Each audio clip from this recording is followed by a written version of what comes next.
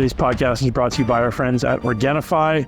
I continue to use their products. I think it's been 6 years now, something like that. I like to use greens on a daily basis. I mix in my reds.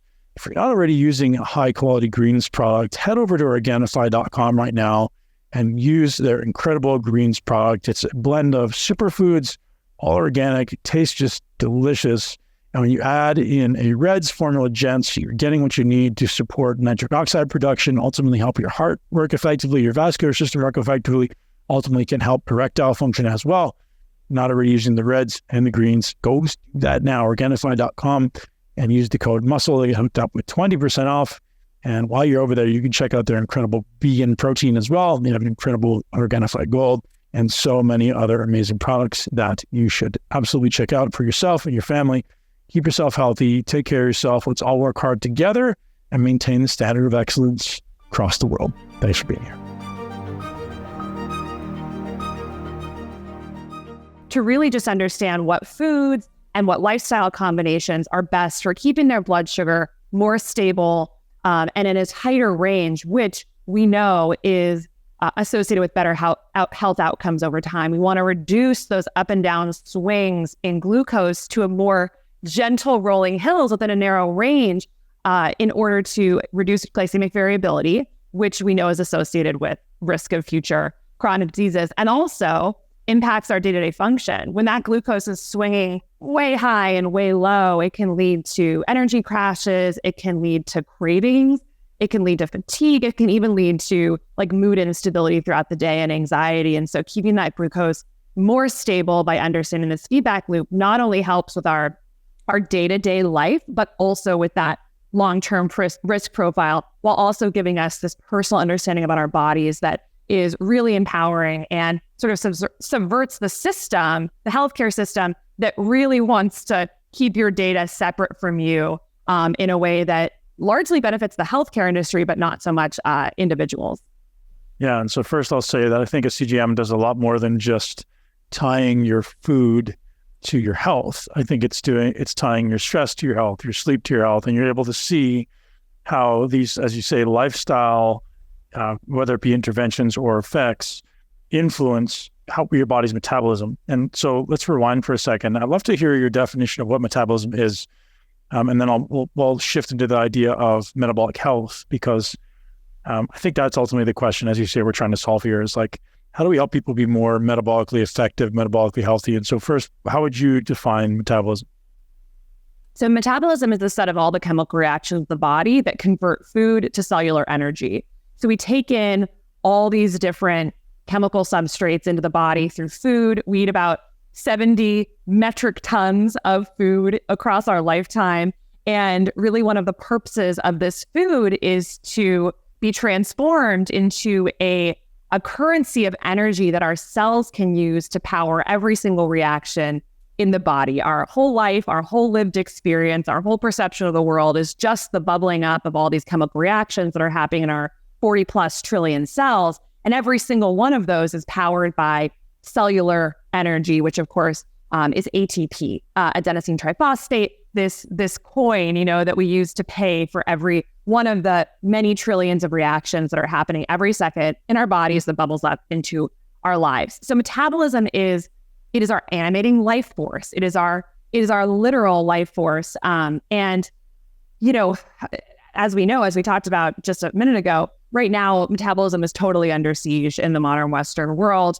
The majority of Americans have a metabolic problem. We're actually having trouble with making energy in the body, which is foundational to all health. So what's so interesting about health right now is that we have so many chronic diseases that we're sort of talking about and dealing with, many of which I mentioned earlier.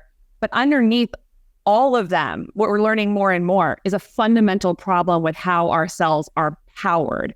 And so we treat in our Western medical system all these diseases as different silos, as if they're different things. But now with the research that's happened over the past 5-10 years with whole genome sequencing and metabolomics and all these more high throughput sort of aspects of research that let us see the systems biology perspective, how things are connected on the cellular level, we're actually seeing that so many diseases are actually fundamentally the same, But the key thing here, though, is that you can have the same process, metabolic dysfunction, happening in different cell types, and that can look like a different disease. So a metabolic problem that's happening in a liver cell could look like fatty liver disease. If it's happening in an ovary, it could look like polycystic ovarian syndrome, the leading cause of infertility. If it's happening in different parts of the brain, it could look like fibromyalgia, migraines, depression, anxiety, ADHD, or Alzheimer's dementia,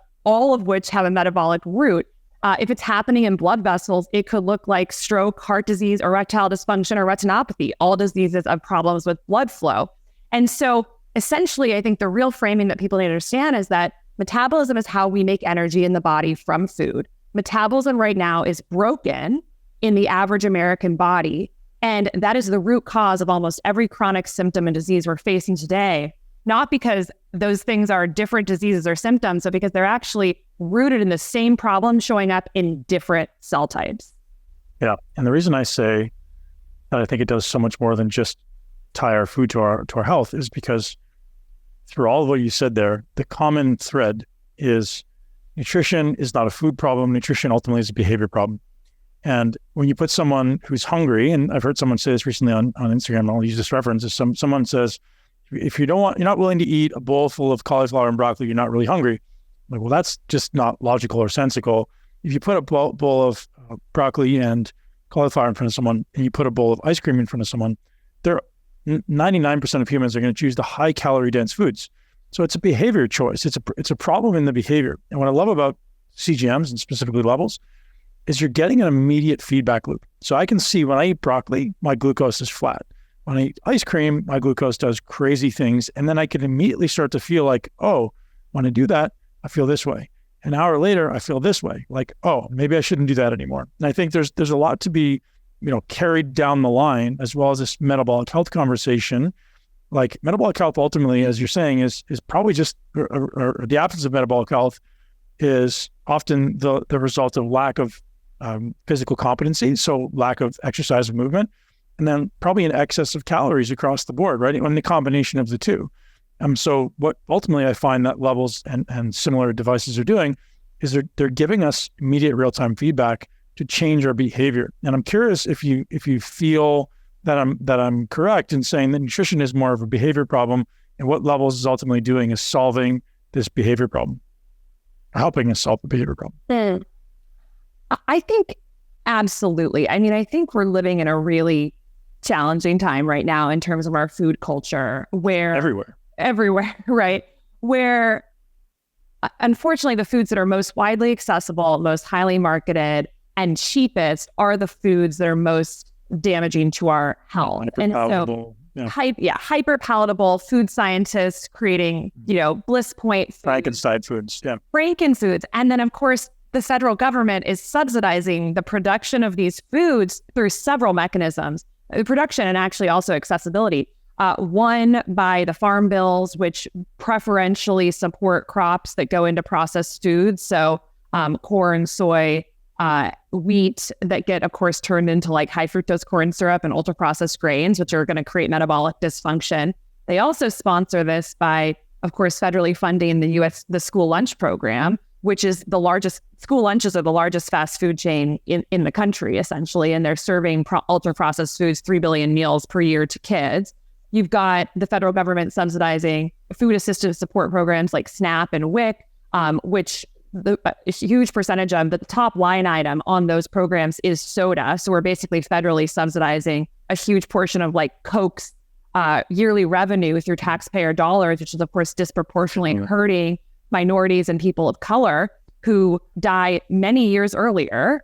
And this is largely related to food. So there's a lot of systems issues at play. Those are just three of many. I mean, 95% of the people on the USDA's Food Guidelines Committee in the US had conflicts of interest with food industry. So on the systems level, like we could have an entire conversation about why we're set up for failure. And of course, at levels and personally, we're working on how to bring awareness to a lot of those issues, because fundamentally, we're going to have to change policy to make it a better system where it's easier and cheaper to buy healthy food as opposed to unhealthy food. It's not it's very much a fallacy to think that healthy food is more expensive inherently than unhealthy food.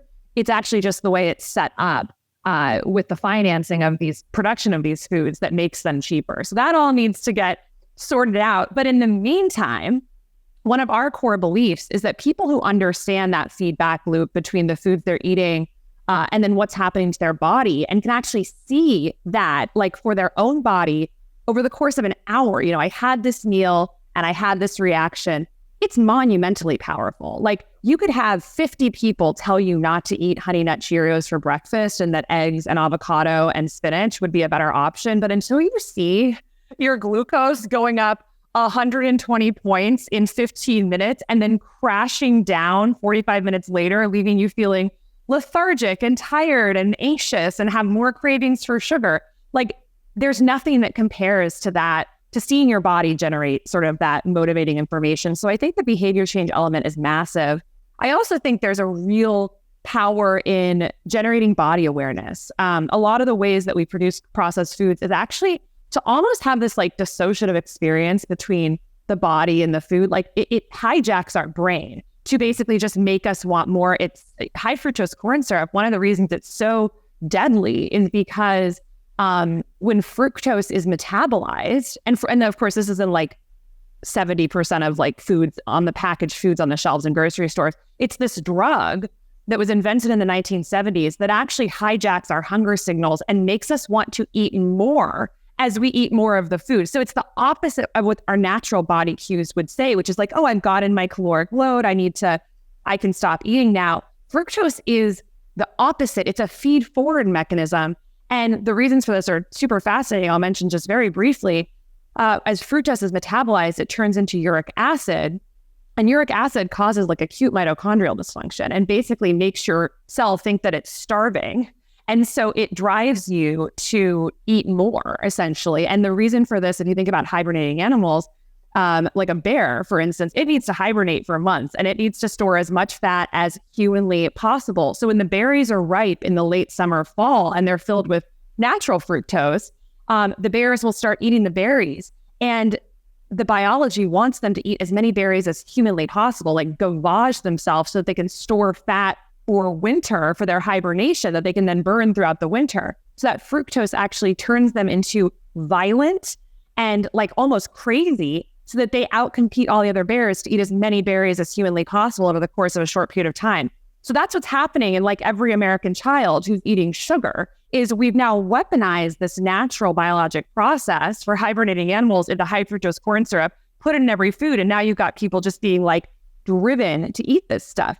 Now, the reason I mentioned that is to get back to a point about behavior change, which is there's this amazing concept called interoception, which is essentially the ability to sense kind of what's going on inside your body. It's kind of a fancy term for body awareness. And the audience will be very familiar with that because I teach it daily.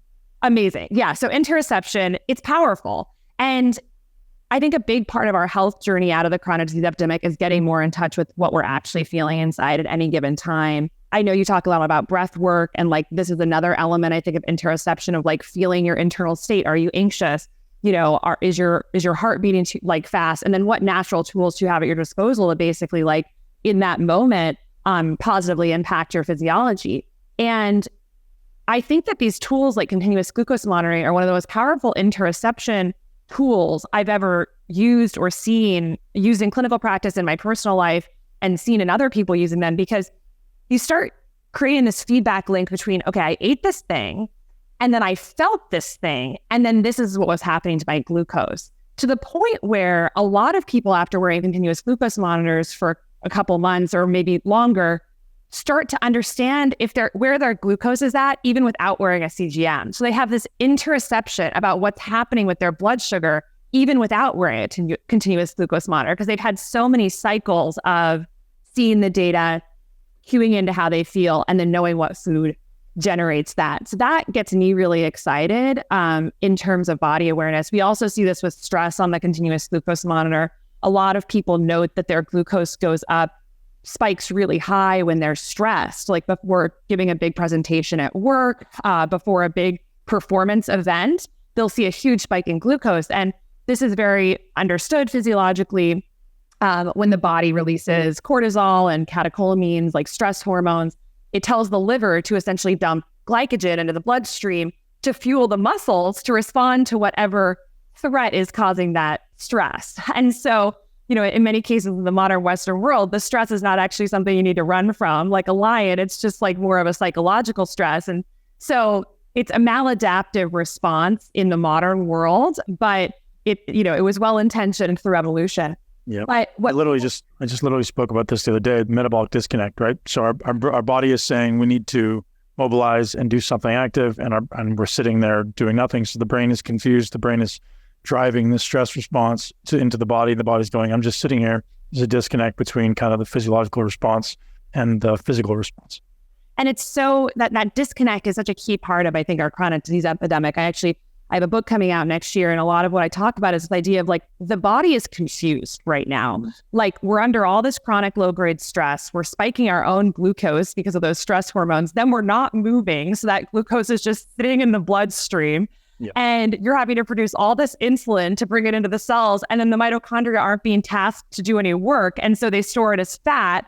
And it's just like, and then it's generating inflammation because we have this hyperglycemia all the time. And it's like, oh my God, our poor bodies, like if we just like moved them a little bit more and actually got that glucose out of the bloodstream, like things would just be so much smoother. But that's the type of interoception that I think is so key for behavior change, because you can tell someone to meditate and do diaphragmatic breathing till you're blue in the face. But until someone sees, oh my God, right before my presentation, my glucose went up 70 points and my heart rate variability dropped a little bit.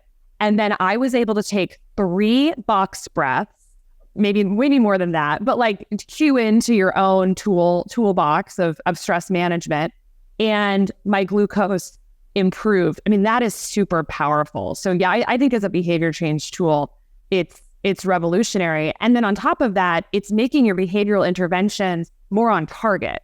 Yeah. Because I think the thing that frustrates so many people is they've tried everything and nothing's working. And when you can actually cue into what works for your own body, it makes the behavioral interventions just more effective. Is there any general guidelines you could throw out to the audience, who maybe isn't able or willing to do the lab testing on Cyrex and see what's going on in their abdominal, like anything in general, like, hey, do this, don't do this for optimizing gut health? Yeah, definitely. So one of the things I like with your consuming food, fish is very easy to digest. If I said to you, mince meat, in order that everyone thinks mince meat is beef, you can mince any meat. You can mince turkey, lamb, whatever it is. So the immune system generally, not always, but generally will cause an irritation from a fuel allergy point of view to a protein. So to the protein in chicken or in beef or in eggs or dairy, whatever it may be. So it's very important we have a rotation of your proteins. So if the listeners are out there now, and if I ask them how many different forms of protein they eat on a regular basis, in order, I get chicken, I get beef, and I get whey protein. There has to be more than that. There has to be a multitude of different fish, different animals, game, eggs. And even when you're eating eggs, eat eggs in a different way, boiled, maybe scrambled, maybe poached. So in order to have good health, we need a good food rotation. Second of all, there's stuff that you can do, like that 5, 10, 15, 20 to optimize digestion. There is some good research on colostrum or glutamine for rebuilding the gut lining. So your villi again should have lots of villi on top of it, and the enzymes come in and absorb it. If you've got a lot of rust, or you've got a lot of villus atrophy, or you're shaved, even vegetables can cause an issue. I've got guys that when they eat vegetables or broccoli or asparagus, it's rust to the gut. And the reason being is it's very abrasive to the gut lining. The gut lining is as thick as your eyelid. So it's very sensitive. So it's very important to get that villi going. The benefit is those enterocytes, those cells in our gut lining, they turn over every 4 to 7 days. So we just remove some foods, support with colostrum or possibly glutamine. The new cells come up, have nice villi, and then we can possibly start to reintroduce those vegetables again. With vegetables, for some people, I mean fibrous, cellulose, like celery, like broccoli, like kale, like asparagus, can be very rough to the gut lining. So rotate the food, mix up the vegetables, possibly look into the enzymes. I find them very impactful, because what they do is, if you can imagine, excuse me, Marge Simpson's pair of necklaces. big pearl necklace, loads of pearls in it.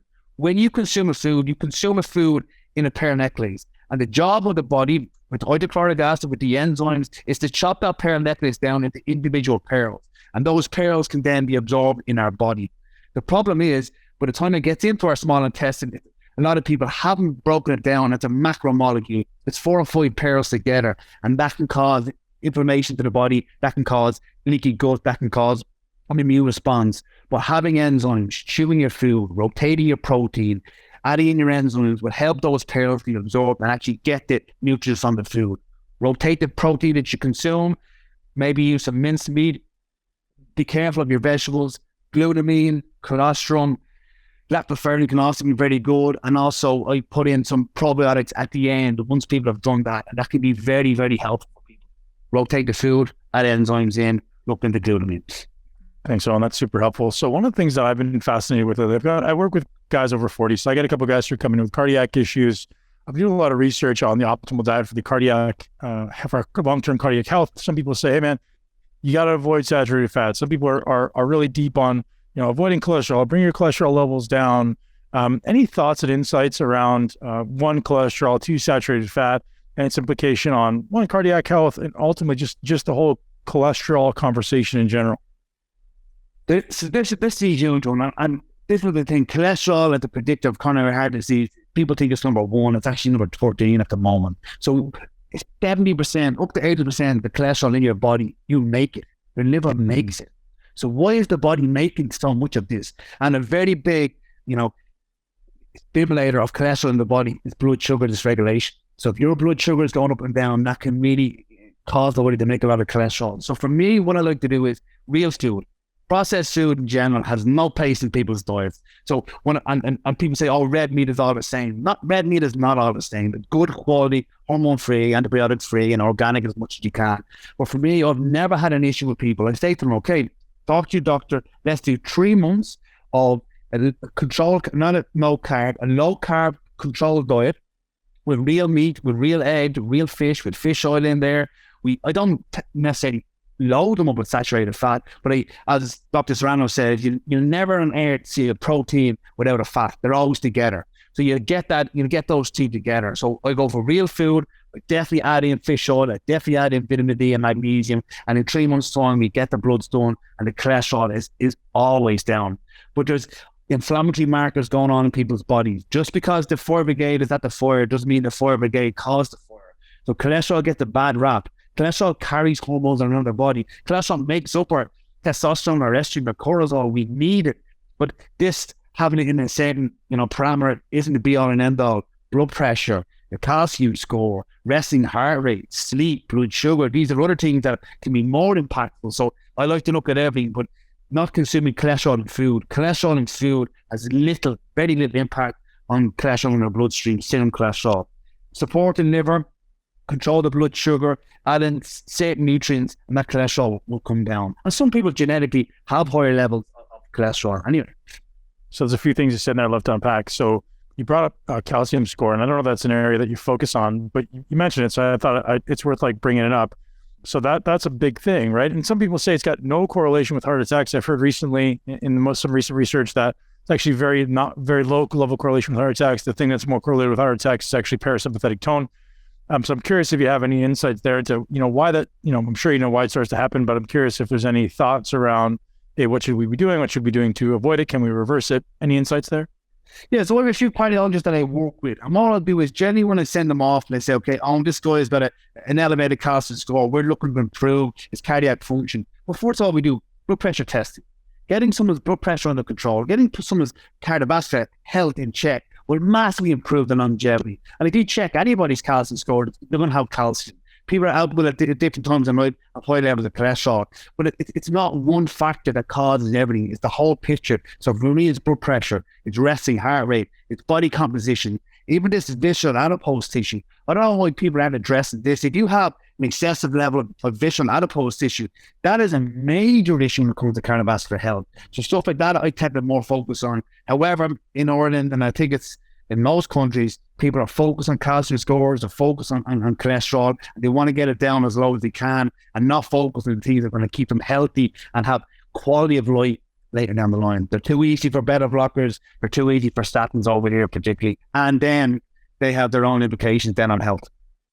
Everyone just wants to take a pill, right? Nobody wants to do the work. So talk to me about losing visceral fat, because is that different from losing subcutaneous fat? Because I've actually heard some interesting theories and stories around they could be mechanistically different as far as how to lose this. Is it just like, hey, you got to drop body fat and visceral fat will go? Or do you have some like specific strategies on how to drop the visceral fat? Yeah, so this is the thing. As you know, I worked with Charles Bolton for years. We used to teach this course, biosector modulation. The same thing that I would say stand up, and same thing that don't necessarily stand up when it comes to research. However, I think it's important for your listeners to know that adipocytes are actually hormonally active tissue. So your fat cells, actually, they're hormonally active. Now, what can happen is we make quite a lot of cortisol in our body, but we make a second hormone called cortisol. So, for example, you have dollars over there, I've got euros over here. In my body can only use euro. However, if I had somewhere where I could take my dollars and change it back into euro, fat tissue is one of those. So visceral adipose tissue has the enzymatic function to convert cortisone back to cortisol. So there's a bidirectional pathway. So when people are under a lot of stress, they're going to keep the Bureau de Change open, because that's going to change that hormone back into keeping you alive. And whether people believe it or not, your body has one function, and that's to keep you alive today. It doesn't care about your 18-inch or 20-inch arms when you're 70 or whatever. It wants to keep you alive now. So I see people all the time, and I was laughing at, I was chatting with a client recently, and the bum is gone. Like, the glutes are one of the biggest muscles in the body. When you have high levels of cortisol for a long period of time, cortisol is a glucocorticoid. We bring your blood sugar back up again, but it does it mainly by breaking down fat, but also muscle tissue. So if you see a guy in a bar with a big fat belly, no triceps, no glutes, he's breaking his own body down to keep him alive from all the stress, from the alcohol, from the poor sleep. So when someone has a lot of visceral adipose tissue, my first question is, what life is he or she living to have that body fat deposition? What stress is going on that I can change? Is it alcohol? Is it blood sugar? Is it sleep? And when I can find out what the trigger is, that's when it will come down. But you need to identify what that is. And for men, we call that the apple or the android body fat deposition. For a woman, they tend to have more of a pear shape, or in research, kind of gynoid fat deposition. They don't have the same visceral adiposity. They tend not to have it in the center of the body. Women can have it, but it's more common in men. They don't have the cavity as much as men have to put that fat on. But obviously, when we go morbidly obese, it's a little bit different. So visceral adipose tissue, one, what's triggering it and what's sustaining it?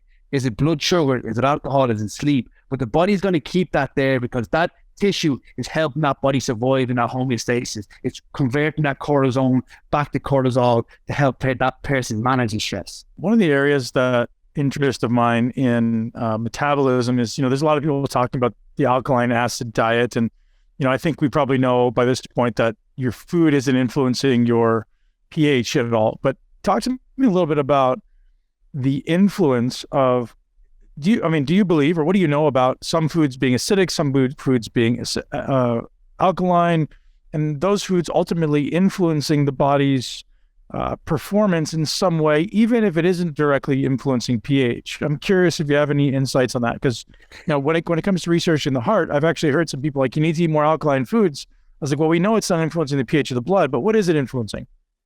Yes, and this is the topic that I've spoken to many physicians about, and Dr. Serrano being one, Dr. Brian Walsh did another. Alkalizing food has little to very little, if any, impact on the alkalinity of your blood. Your breath work, your stress, exercise is very acidic to the body. So for me, I don't think it has the biggest crossover people used to think that it has. So for me, I don't think it has a huge crossover at all. Electrolytes, hydration, breath work, these are things that I look for to alkalize the body. And this is the thing, the body needs to be a certain acidity at certain levels. For example, your stomach, it should be a pH of 1 to 3. The older you get, the longer it takes that pH to come back into an acidic nature. So higher frequency meals for older people isn't actually that recommended. For younger people, they can have multiple meals and the acidity of the stomach comes back to where it needs to be. Once you're over 40 or 45 or 50, it takes longer and longer for that acidity to come down. If that acidity isn't where it needs to be, food isn't going to be broken down correctly. Sleep is compromised. That can massively impact on the body's restorative nature of getting the pH where it needs to be in the bloodstream. But I don't think food has as big as impact as people used to believe that it has. Yeah, I agree. And so I was thinking about, I've been researching a little bit about mental stress being one of the biggest influences on acidity, people becoming more acidic, and therefore obviously exercise stress is another significant influence. And yeah, I'm curious what, so breath work is a lever, sleep is a lever, but food, as you say, is probably a very small influence on actually where the body sits as far as pH. Yeah, no, I say that, but just to, I'm talking good quality food. If people are eating shitty McDonald's and takeaway, I definitely believe that deep fried food and, fried food and baths can definitely have, an acidic impact on the blood. But I'm talking real quality food is not going to change things too much. So, but that's important to note, because I'm curious about that. Like if I do go out and eat a burger and French fries from McDonald's, that can have an acidifying effect, or is it more of a leaching the minerals? Like what is the mechanism here? Yeah, so there's a doctor named Dr. Mark Houston. He's based in the Hypertension Institute. One of the things I had him over in Ireland many years ago. I talked to him about cheat meals, what we talked about, all right? And what he said, Owen, what people do is they eat clean all week, and then the weekend they go, hey, you guys, they have this huge cheat meal of all this junk food. He says, I've tested these people. I've done lab testing on these people. And what happens is, if you're overweight, I'll just start this off, if you're overweight and on the road to weight loss, every week have a cheat meal. He has seen inflammatory markers, interleukin-6 and CRP elevated in someone's bloodstream for 4 to 7 days after that cheat meal. Now, what happens after 4 to 7 days? That person has the other cheat meal, and then it rolls on. So the inflammatory markers in the body, I'm not saying that it's an alkalinity of the blood. I'm saying he showed that if he was testing people after the cheat meal, if they're overweight and they've got a lot of inflammation in the body, that they have inflammation markers elevated above normal for 4 to 7 days. And then 7 days happens, they have a cheat meal again, it rolls on. So for me, cheat meals are meals that are outside of the diet. I don't even like to call them cheat meals, but I like dietary breaks, or whatever you want to call it. They should be at least 2 weeks for beginner people, and it should always be controlled. We just had a study published in one of the leading psychiatric journals. 5,000 children followed from the ages of 1 to 24. And the researchers measured a number of things, but two of the things they measured were their weight and their levels of insulin. And the children who had the highest levels of insulin resistance beginning at age 9 were 5 times, that's 500% more likely to develop bipolar disorder or schizophrenia at-risk syndrome by the time they were 24. Wow. They were 5 times more likely to be at risk, which means they were showing some worrisome symptoms. They were 3 times more likely to already be definitively diagnosed with bipolar disorder or schizophrenia. The kids who gained the most weight around the time of puberty were 4 times more likely to be depressed by the time they turned 24. So we're now talking about the leading causes of disability on the planet. Mental disorders are the leading cause of disability, and depression is the number one medical diagnosis. And so we're talking about insulin resistance and weight in, adolescence being a pretty powerful predictor for who goes on to develop these disorders. And I'm sure you thought about this, Dr. Palmer, but I'm going to ask the question is, why were they getting fat? It comes to mind for me, right? So if a child is over-consuming sugar or over-consuming calories, period, was that a coping strategy? Meaning from the time they were very young, they were experiencing something psychologically challenging or physiologically challenging, traumatic environment, etc., and they used food as a coping strategy, and that's what made them fat. So do you understand where I'm going with that? So I'm curious if, I'm sure you've thought it through, but is it the type of thing that maybe they already had the predisposition prior and food was their coping strategy and that's why they got fat and that's why they had high insulin levels? Has anyone explored that? So I love that question because that is exactly where I'm thinking. And I think it can be both. Yeah. I think it can be, you could be a kid who has a relatively decent life, but your family eats crap food, You're eating fast food all the time. There are no family meals. Everybody just snacks or grazes in front of the television set. And the kid is getting crap food at school and everywhere else. And that child may very well go on to develop insulin resistance, obesity, and that is going to set that child up for mental illness, within 10 years, just from that alone. But I think you nailed it with it's not always so simple. It's not always just people are making the wrong food choices. And so we just need to wag our finger at them and tell them to make better food choices. Mm-hmm. Because I do think for some people who have, we have an abundance of evidence for this. So people who have adverse childhood events. So that includes abuse, trauma, parental divorce, one of your parents, being in jail, all sorts of things. The more adverse childhood events you have, the more likely you are to have obesity, diabetes, and cardiovascular disease.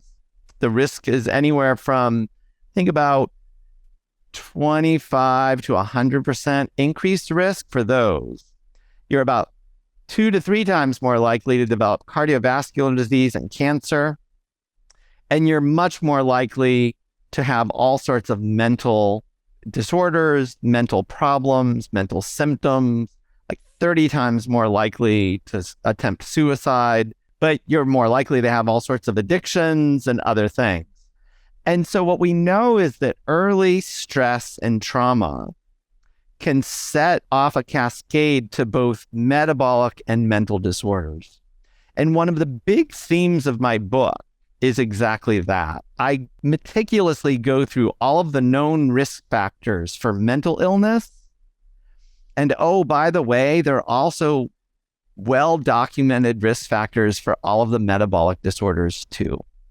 So, even if we look at an adult, with mental illness and we stress them a lot through trauma or just make their life stressful in some way or another, their mental symptoms are more likely to get worse. And that's across the board for all mental disorders. Every mental disorder can get worse through trauma or stress. But guess what? All the metabolic disorders can too. So if you've already got pre-existing cardiovascular disease, stress can make you have another heart attack. If you've already got diabetes, stress will make your blood sugars go even higher. If you've already got obesity, stress can make you gain even more weight. Everybody thinks it's because you're eating more, but it's not necessarily because you're eating more. It's because of the effect of stress on your metabolism. It's taking a metabolic toll. It's actually changing your metabolism. And even if you have the capacity to only eat the same amount of food, you may still very well gain weight just from the stress alone. Yeah. But of course, we all know a lot of people do stress eat, and they tend to stress eat junk food. So that just adds insult to injury if a person is doing that. So if we were to look at what's happening metabolically in the brain, I'm sure you have many theories, many potential avenues on how this kind of causes these mental illnesses to express, but I'd be curious to hear what it is. So it's actually not so complicated. That was the thing about my theory that was really dumbfounding to me, is when a cell, I basically, look at it from all sorts of levels, from broad epidemiological levels, clinically, what's happening in individuals. But I go all the way to the level of an individual cell. What is happening in an individual cell when it is metabolically stressed? And there are two main things. If the cell is still alive, but it is metabolically stressed, two things can happen. One is that cell can become underactive. Because it is metabolically stressed, it doesn't have enough ATP, and therefore it just is sluggish in its ability to perform. And an underactive brain cell means that some functions of the brain will be underactive. Right. So that could result in memory impairment, cognitive impairment, That could result in fatigue. It could result in a lack of motivation. That if those areas of the brain aren't firing on all cylinders and they are underactive, those things that you should be able to do, you won't be able to do. But paradoxically, metabolic dysfunction in a cell can actually result in that cell being hyperexcitable.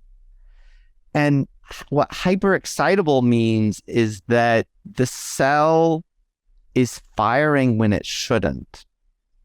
And that results in symptoms that should not be there. And so the easiest example of a hyperexcitable cell, to just share with your listeners what I mean, is when we look at pain. So a hyperexcitable pain cell is producing the sensation of pain when there is no stimulus actually causing the pain. The nerve is kind of short-circuiting, firing in a way that it should not be, and that is producing the sensation of pain. When hyperexcitability occurs in the human brain, wherever that hyperexcitability is occurring is producing a sensation or an experience that those brain cells are normally producing.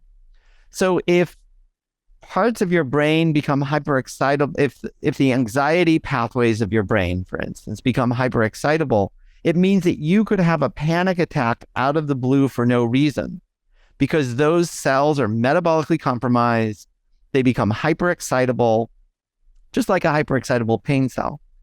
Similarly, people can have obsessive compulsive symptoms. People can have psychotic symptoms because of hyperexcitable brain cells. Would the only difference be the region of the brain? Would that be the primary difference? Yes, the region of the brain. And so the logical question is, well, what would make one region more vulnerable than another? And there are lots of factors that go into it in a similar way to what causes a pain disorder in different people. Some people can have a pain disorder in their arm. Other people can have it in their back. Some of them can have it in their leg. What causes it? Well, an injury in that region of the body can be one factor. When it comes to brain cells have a lot of different inputs. They have different hormones, neurotransmitters, and other inputs going to those cells that are all influencing how resilient they are or how metabolically compromised they are. And so depending on the mix of factors that a person has, they are going to preferentially, and some of it may be genetic or epigenetic that you inherit from your parents. And so some people may just be more vulnerable to certain types of symptoms. So depending on the mix of factors that you have, you may get different symptoms. But the good news is that treating a metabolic problem, you don't actually have to know all of that granular information about what exactly is wrong with that one brain region. You can use broad-based metabolic treatments like diet, exercise, sleep, stress reduction, substance use, elimination. And those broad approach strategies can not only be effective for helping people run marathons or be stronger, weightlifters, but they can actually be effective interventions to heal a metabolically compromised brain. So fascinating. I'm going to speculate that you've had similar results. You mentioned results with one gentleman having lost a lot of weight and having an incredible change to his schizophrenia. Has there been numerous repeated experiences or patients with similar results, or is it variable across the board? So, in terms of the ketogenic diet, no one intervention works for all people. I just want to say that. And again, it's similar to athletes. If you're training for an athletic competition, some people follow certain diets with certain macros or certain eating plans, and they work great for one person, but they may not work great for another person. And so some of it does have to be individualized, but even though it starts getting complex, I want to say there usually is a solution, and people can usually figure it out. It's not, you're just looking at are things improving? If they're not, we're going to modify. And here are some clearly known ways to make modifications. Right. But there are at least hundreds, if not thousands, of patients who have overcome chronic mental disorders using the ketogenic diet. Wow. The largest case series that we have so far was just published in the last month, actually. It was a case series of 31 patients with treatment-resistant mental illness. So they all had schizophrenia, bipolar, or chronic depression.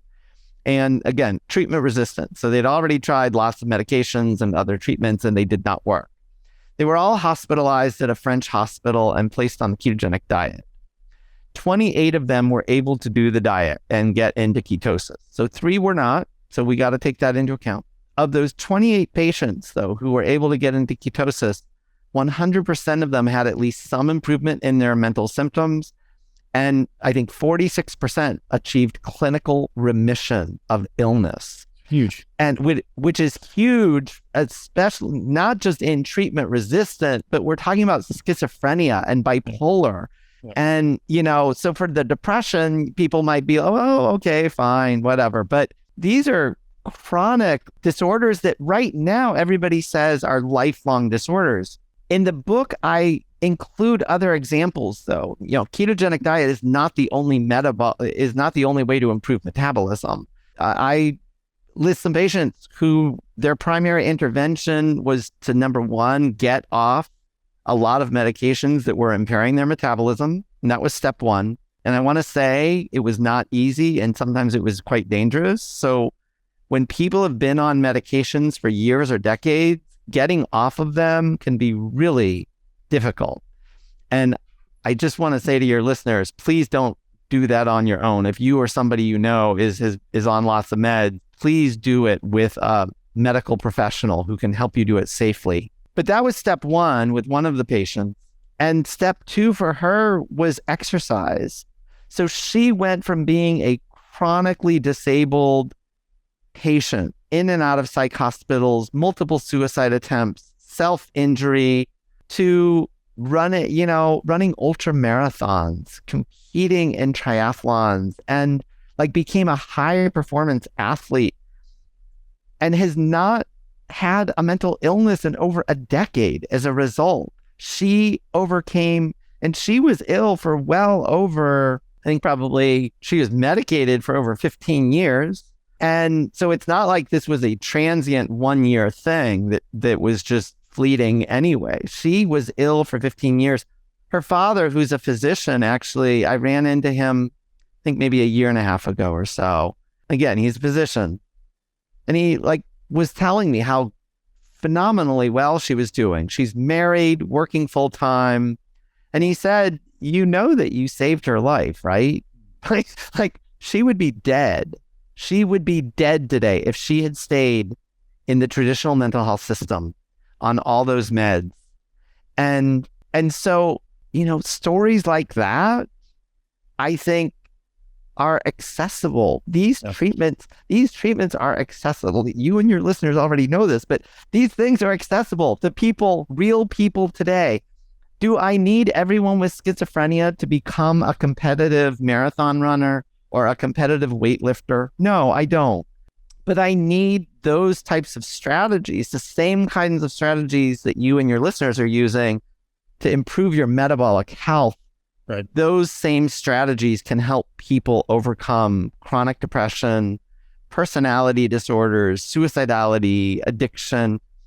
It's interesting. So just to share, because you mentioned addiction in particular, and the National Institute of Alcohol Abuse and Alcoholism actually just did a study of the ketogenic diet for alcoholism and found that it was quite powerful. It restored normal brain metabolism, which was one of the things they were looking to do. But at the same time, it decreased withdrawal symptoms from alcohol. People had fewer cravings for alcohol. And so they're doing a multi-million-dollar study now of the ketogenic diet for alcoholism. These metabolic strategies actually are tangible, real things that are affecting brain function. So my goal for this podcast today is to give you guys a little insight into how to optimally eat for your goal and all the other factors you should be taking into consideration when it comes to designing an effective diet, nutrition plan. So when it comes to building muscle, everything is protein, right? Protein is everything. And you guys heard me talk about this. And that's complex. Like I don't just assume I'm starting with a really high level, and then I'll chunk down and give you guys some deep insight into what I actually mean when I say protein is everything. And so if you take it through the lens of what am I trying to get my body to do, right? I'm trying to get my body to accumulate or aggregate more protein, right? Accumulate more literal tissue, which can only happen through amino acids, protein, right? So protein, we eat it, it breaks down into amino acids, and then it builds back up into peptides and proteins in our body. If I'm trying to maximize always comes back to amplitude and duration of that stimulus, right? The peak, like I want to make sure I kind of max it out and then let's keep it on as long as possible because I want to build as much muscle as possible. Well, then I have to be considerate of all the things that allow me to do so. Obviously looking to aggregate, accumulate, build as much muscle as possible. There's a lot of stuff that can play into that, such as, well, how much protein are you eating? Right? Are you eating enough protein on a daily basis, on a weekly basis, on a monthly basis? Right? So you have to make sure you're hitting your daily protein requirements, which is simply 1 gram per pound on average. I've gone as size 2 grams per pound and saw no negative effects. In fact, I saw a lot of positive effects, but don't assume that that's best for you because I'll talk about that a little bit more later. The idea of the amount of protein needs to be based on demand because just arbitrarily eating more protein doesn't result in more growth. It can for some people if you're undernourished, but in general, eating more protein doesn't necessarily mean more muscle. So we'll talk about that in a minute. So we want to make sure I'm first, just like, hey, how often can I get this muscle building or this muscle protein synthesis signal throughout a day? There's a lot of scientists now that are arguing, like, do I need 3 meals or 6 meals? And the answer is it probably doesn't make that much of a difference for most people. For average people, it doesn't make that much of a difference if you're having 3 administrations of protein or 4 or 5 or 6. But oftentimes, as your calories go up, there's certainly going to be a requirement to divide it into multiple feedings. So, I don't suggest for most people consuming more than 60 to 70 grams of protein at a meal. You could, but I don't think you're going to receive the full benefit. So then if you need to consume 300 grams of protein a day, you're probably looking at least 5 feedings per day to divide that amongst the day. And then, so if we're looking at, first, let's check boxes, right? First, I need to make sure I'm hitting my protein target for the day and the week and the month. And then I need to go, okay, well, is my body digesting, absorbing, and assimilating this protein? Because just because I eat protein doesn't necessarily mean it gets to where I want it to go. So do I have optimal autonomic nervous state, right? The state of my nervous system matters when it comes to digestion, absorption, assimilation. Do I have optimal hydrochloric acid in my stomach? Do I have optimal enzymes? Do I have optimal microbiome? Do I have optimal gut health? Do I have optimal inflammation? Do I have optimal hormone status? Do I have optimal cellular health? There's a lot of boxes that need to be checked there. And the answer is everyone's different. So when I say optimal, this is not on or off. It's not black or white. It's a sliding scale, right? So it's either way really, really good, like we have people who can eat Pop-Tarts, pizza pockets, and grow. And those people are probably very genetically blessed when it comes to all those things that I just said there, digestion, acid, and enzymes and things like this. They're probably very blessed genetically or had a very, very healthy upbringing. And there's people on the other end who, as Charles Pakulski would joke, I can have 3 licks of a dry prune and get fat. And those people are typically maybe a little bit broken metabolically, right? So if we think of all of the things that can happen from the time that I eat a piece of steak to the time that it becomes my bicep, there's a lot of potential breaks in the chain, right? So we have to, as someone looking to optimize our nutrition, think about that. Well, how are we doing, right? 1, am I eating enough, right? Great, that's step 1, but that doesn't mean you're gonna get the results you're after. Are you digesting, absorbing, and then assimilating all of those things? But if you're not, you probably just have expensive trips to the bathroom. So, okay, great. Now let's assume that we fixed all those, right? We've got the right amount of protein. It's really high quality protein. It's essential. We got all the essential aminos. It's complete protein. It's, free from toxins. We're eating mostly wild meats, mostly animal products, probably 90% animal products or more. As far as the protein comes from, we know definitively animal protein is going to be significantly better than any vegetable sources. Okay, great. We hit all those boxes. What does that mean I'm going to grow? No, right? Now what else needs to happen? Well, as I briefly said, the state of my autonomic nervous system plays in as well. How well is my body actually stimulating this anabolic cascade, we'll call it, right? The muscle protein synthesis cascade is dependent on a lot of factors in between. So am I, one, eliciting a signal when I train? So many people, this is where I created a business, or why I created a business. So many people go to the gym and don't actually leave having created a signal for muscle growth. They may have created a signal for fatigue, right? Do 100 burpees. You're going to be tired, but you probably haven't elicited a signal for muscle growth, right? So have you actually created a signal for muscle growth? Now, the way I view this, and you've heard me say this 1,000 times, but it's worth repeating, there could be a neurological signal, which is asking the nervous system to become more effective at recruiting more motor units per contraction. There can be a hypertrophy signal, which is tension, damage, and stress. And then there could be a metabolic signal, which is ultimately energy depletion or rate of energy production. So those three signals, or some varying amount of those three signals, has to happen in your workout to elicit a signal in the body to respond, right? You need to create the stress or the signal, the external stress.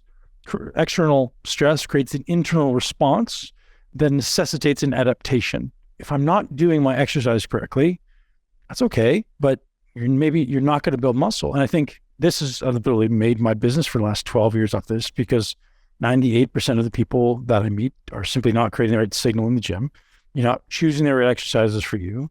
You're not doing them correctly. You're not doing them in the correct volume, in the correct frequency, based on what your body is capable of adapting to, right? So again, there's a lot of nuance there, and I've done podcasts on this in the past. I'll do more in the future.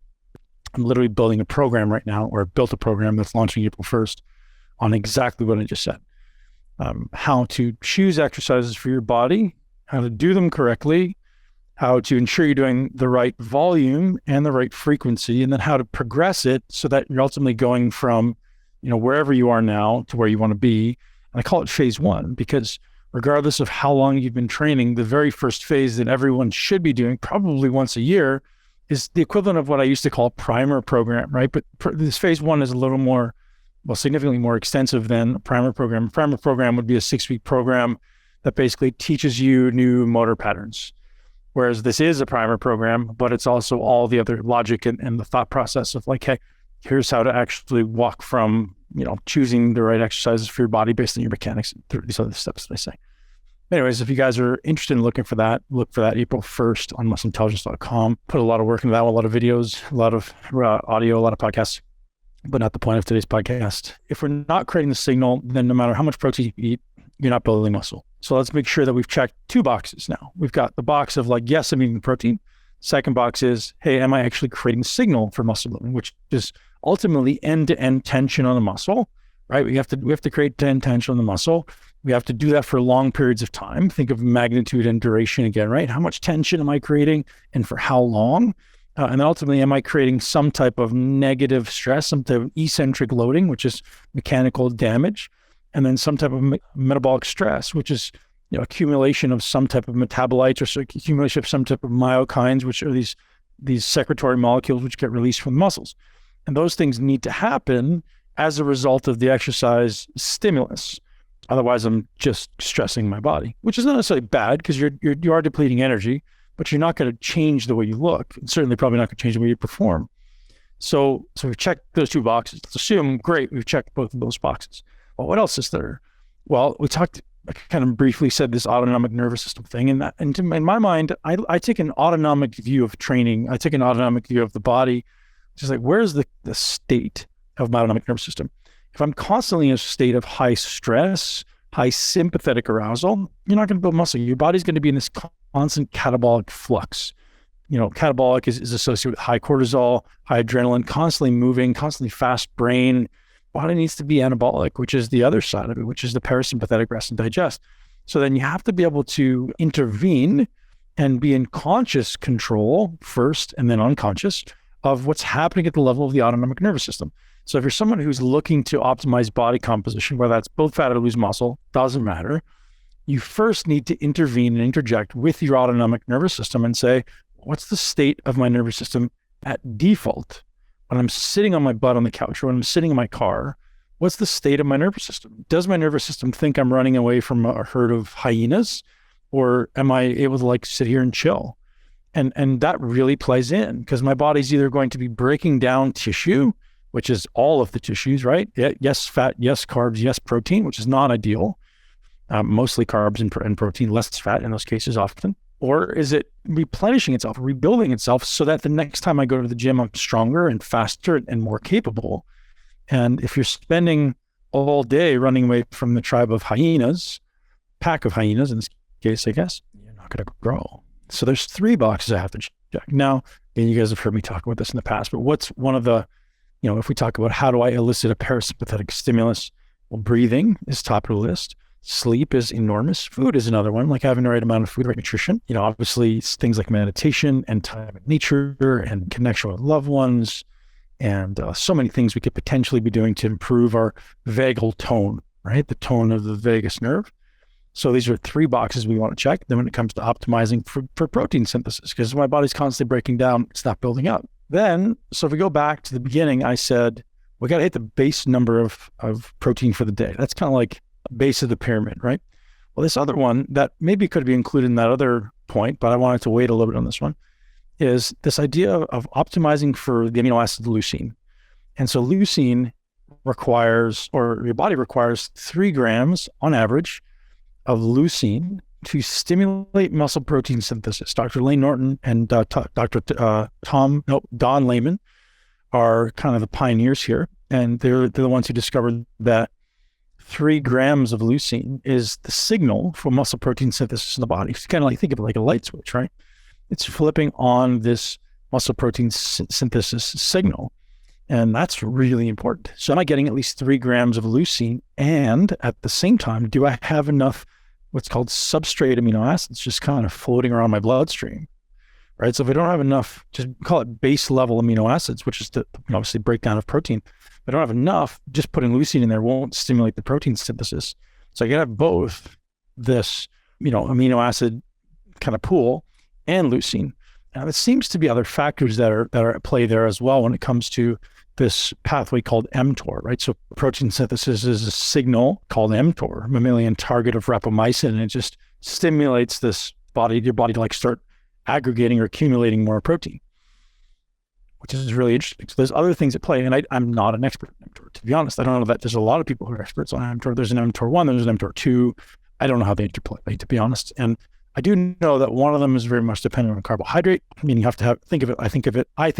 I don't know if it's accurate, but I think of it in terms of like a fuel gauge in the cell. If your cell is depleted of nutrients, then it's much harder to stimulate mTOR, MPS. Or if your cell is replenished and replete with nutrients, then it seems to be easier. And this is, again, how I kind of interpret the science, and it could be inaccurate. So I apologize if it is, but I'm looking deeper. But right now, that's the best I could find. But think of it like, and I used to use this as a gauge when I was competing. As soon as my muscles felt like they were becoming depleted, I knew that I had elicited a signal in those muscles to turn over nutrients faster, right? Produce more energy per unit time. And I also knew that if my muscles felt like they were fatigued, that the chances of me growing were dropping. So I would use that certainly when I was competing as kind of a gauge for how much work I should be doing, volume I should be doing. Because if I'm doing back and all of a sudden I see this 20 or 30% kind of precipitous drop in my ability to do work, I can assume that the muscle now is fatigued or becoming more depleted of glycogen. Because I'm pretty consistent with my performance. It's pretty level, boom, drop, right? And it may not be that drastic, but when you're like, okay, I'm cooked. Either I can't contract in a certain aspect of the range, or I literally can't even do another rep. How much of a drop off have I seen during my training? Is it 20%? Is it 30%? Is it 50%? That's way too much, right? So like relative to where you were at the peak of the workout. So that's important to just feel as though, where am I relative to my full glycogen state? So when I'm preparing athletes for contests, as an example, I usually will train them. If I'm training them in person in the gym, we'll train them until we see some type of decline in that body part's ability to perform. And then either we go and do a different body part, which is usually the case whenever you're doing a contest, or if we're not doing a contest, then we'll just maybe end in the workout and send them home. Because obviously when we're doing a contest, we want to deplete multiple muscles of glycogen because that's often necessary for fat loss or calorie depletion, calorie expenditure. But off season, we may not be so inclined to deplete more muscle groups, right? Because we want to kind of aggregate more calories and more protein. We want to create the signal. We want to go home so we can do it again often. Thank you so much for tuning into Muscle Intelligence. If you enjoyed today's episode, please be sure to share it with at least one person you know. Make sure you're subscribed so you never miss an episode. This podcast is for information purposes only. The statements and views on this podcast are not medical advice. This podcast, including Ben Pakulski and the producers, disclaim responsibility for any possible adverse effects from the use of information contained herein. Opinions of guests are their own, and this podcast does not endorse or accept responsibility for statements made by guests. This podcast does not make any representations or warranties about guest qualifications or credibility. This podcast may contain paid endorsements or advertisements for products or services. Individuals on this podcast may have a direct or indirect financial interest in products or services referred to herein. If you think you have a medical problem, consult a licensed physician.